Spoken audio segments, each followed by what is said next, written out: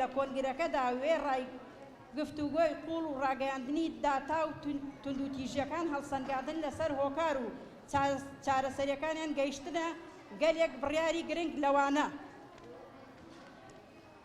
یەک، کردنەوەی خولی پەروەردە بۆ تەواوی ژنان بێ جیاوازی فکر و سیاسی بە تایبەتی بۆ ئەو ژنانەی کە داخوازی کارکردن و خزمەتکردنیان هەیە بۆ ژنان و تەواوی کۆمەڵگا. دوو، بەردەوام دەبین لە هەڵمەتی بەڕێخستنکردنی ژنان بە دروشمی پێویستە یەک ژن بێ ڕێخستن نەمێنێت. لەسەر بنەمای ڕێخستنی جەماوەری و کۆمین و ئەنجومەنی ژنان بنیاد دەنێن و کار دەکەین بۆ ئەوەی ژنان ببنە خاوەن ڕێخستنی سربەخۆی ژنانە لە هەموو جێیەکدا. هەروەها گرنگی دانە بە خەباتی ژن لە شارەکانی عێراق واتە بەڕێخستنکردنی ژنانی عەرەب و تورکمان و ئاشووری و هەموو باوەڕێ جیاوازەکان کە ناوەندەکەی تەواوی شار و شارۆچکەکانی هەرێمی ناوینە وەک کەرکووک و خانەقین و دووسخورمات و مووسڵ. سێ، لەگەڵ بەڕێوەبردنی زۆرترین هەڵمەت و کەمپینی جۆراوجۆر لە دژی هەموو کۆمەڵکوژی و توندوتیژیەکانی سەر ژناندا کار دەکەین بۆ کردنەوەی شوێنێک بۆ پاراستنی ژنان شەڵتەری ژنان.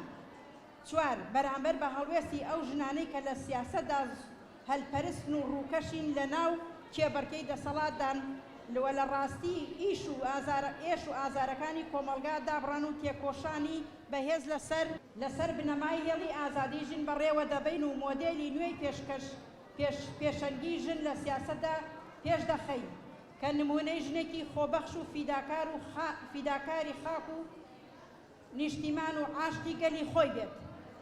لەبەر ئەوەی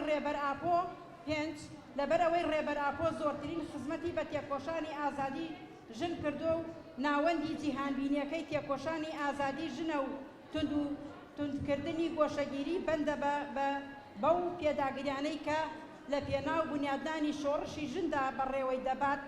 بۆیە ئێمە پێمان وایە تێکۆشان لە پێناو ئازادی ڕێبەر ئاپۆ ئەرکێکی هەموو ژنانە و وەک ڕێکخراوەکەشمان بە ئەرکی خۆمانی دەزانین تێبکۆشین لە پێناو ئازادی بەڕێزیان. ئەنجامدانی چالاکی دیموکراتی و بڵاوکردنەوەی فکر و ڕامانی بەڕێزیان لە پراکتیزەکردنی تێزە فکریەکانی لە پێناو چارەسەری پرسەکانی ژندا.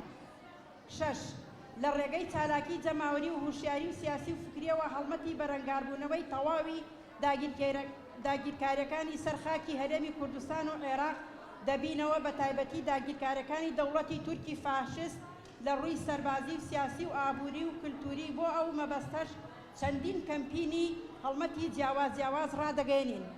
حەوت، لە چوارچێوەی سەر لە نوێ بنیاددانەوەی کۆمەڵگە پرۆژە گەڕانەوە بۆ گوندەکان بە پێشەنگایەتی ژنان.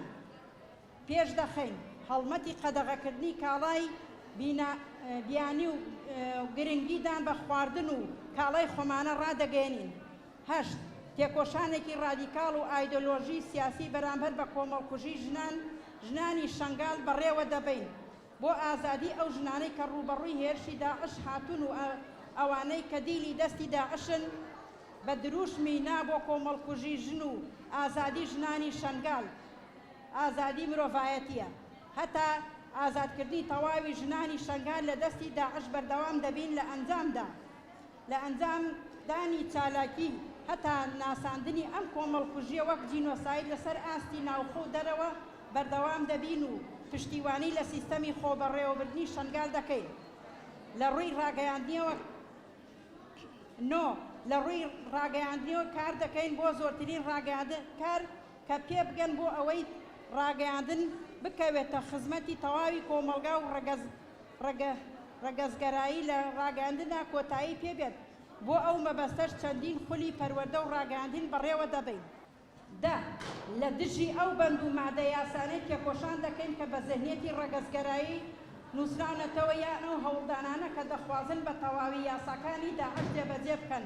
بۆ ئەو مەبەستەش لەگەڵ پێشخستنی پرۆژە یاسای نۆژەن چالاکی جۆراوجۆر ئەنجام دەدەین لە هەمان کاتدا ئەو یاسانەی کە بە ئاڕاستەیەکی دیموکراتی و هاوسەنگی ڕەگەزیدا هەموار کراون کار دەکەین بۆ پراکتیزەکردنیان.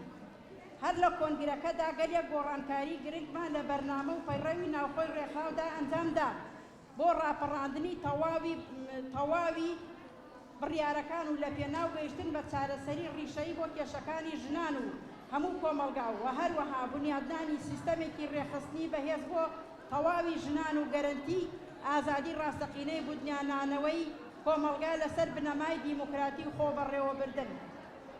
بەڕێوەبردن و جێگیرکردن ژنانی ئازاد لە کۆنگرەدا کە لە کەش و هەوایەکی دیموکراتیانەدا 19 ژن وەک ئەندامی گشتی ئەنجومەن ڕێکخرا و هەڵبژێردران.